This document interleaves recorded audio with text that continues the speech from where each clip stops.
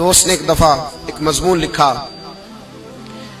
ایک بات اس میں بڑی خوبصورت پڑھنے کو ملی. کہنے لگے کہ ایک میاں بیوی نے فیصلہ کر لیا. روز جھگڑا ہوتا تھا نا، روز جھگڑا ہوتا تھا، اور جھگڑا میاں بیوی کا اپنا کوئی بھی نہیں ہوتا، کسی تیسرے کی وجہ سے ہوتا ہے. جب بھی ہوتا ہے تو وہ روز جھگڑا ہوتا تھا، تو ہوتا تھا ماں باپ کی وجہ سے. تو جھگڑا اس بات پہ دونوں علیحدہ رہتے تھے، اس بات پہ جھگڑا ختم ہوا کہ اب تیرے ماں باپ آئیں گے تو میں نے کوئی پروٹوکول نہیں دینا، اور میرے آئیں گے تو تو بھی نہ دینا، بے شک بیٹھے رہیں گے.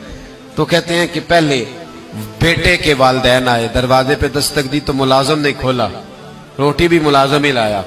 اور جب وہ رخصت ہونے لگے تو گاڑی تک چھوڑنے بھی وہ نوکر ہی گیا. کچھ ہی دن گزرے تھے تو بیٹی کا باپ ملنے آیا. وعدہ تھا کوئی پروٹوکول نہیں دے گا، ٹھیک ہے دونوں ہی نہیں دیں گے. لیکن دروازے کے باہر آواز گونجی ابا جی کی. بیٹی کے ہاتھ میں پلیٹ تھی، وہ ڈھب سے گری، ٹھا کی آواز آئی، دوڑی گئی، دروازہ کھولا، میرے ابا جی آ گئے. بٹھایا بھی، کھلایا بھی، چھوڑنے بھی گئی. پوچھا اس سے شوہر نے کہ تیرا میرا وعدہ تھا. کہنے لگی بات اس میں شک نہیں کہ وعدہ تو تھا، پر دل کی کیفیت کا کیا کروں. جب باہر آ کے والد بولے ہیں تو میں نے تو اپنے آنسوؤں کو بڑی مشکل سے روکا ہے.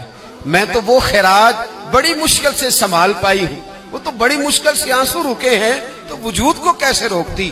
رشتوں کا جو آپس کے اندر گہرائی ہوتی ہے اس کو ہم کیسے توڑ سکتے ہیں. یہ ہمیشہ رہتے، انسان کو یاد آتا. دیکھیے کوئی بلا سکتا ہے کہ بچپن میں اپنے بہن اور بھائی کے ساتھ کھیلا کرتا تھا، وہ یادیں روز اسے آتی ہیں. وہ روز جب لیٹتا ہے تو وہ داستانیں اس کے ذہن میں آتی ہیں.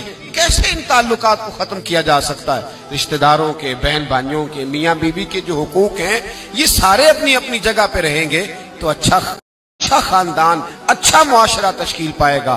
لہٰذا فیملی کا کوئی ممبر بھی، خاندان کا کوئی رکن بھی کبھی بھی کسی رشتے کے بارے میں یہ رویہ نہ رکھے کہ اسے توڑ دیا جائے، اسے ختم کر دیا جائے. ہاں اگر کوئی رشتہ دار بد مذہب ہو جائے، اگر کوئی کسی صحابی کا بے ادب ہے، اہل بیت نبوت میں سے کسی کا بے ادب ہے، اس کے عقیدے میں میل کچیل ہے، تو پھر اسے چھوڑنا نہیں چاہیے بلکہ اسے رخ موڑ لینا چاہیے.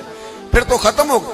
ہمارے ہاں یہ ہوتا ہے کہ بد مذہب جتنا مرضی ہو جائے وہ قبول ہے، لیکن اگر ہماری شان میں کوئی بے ادبی کر بیٹھا پھر قابل قبول نہیں.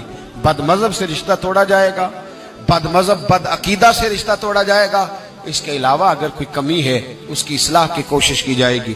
دعا ہے اللہ کے حضور مالک کریم قرآن و سنت کے نور سے سینوں کو منور فرمائے.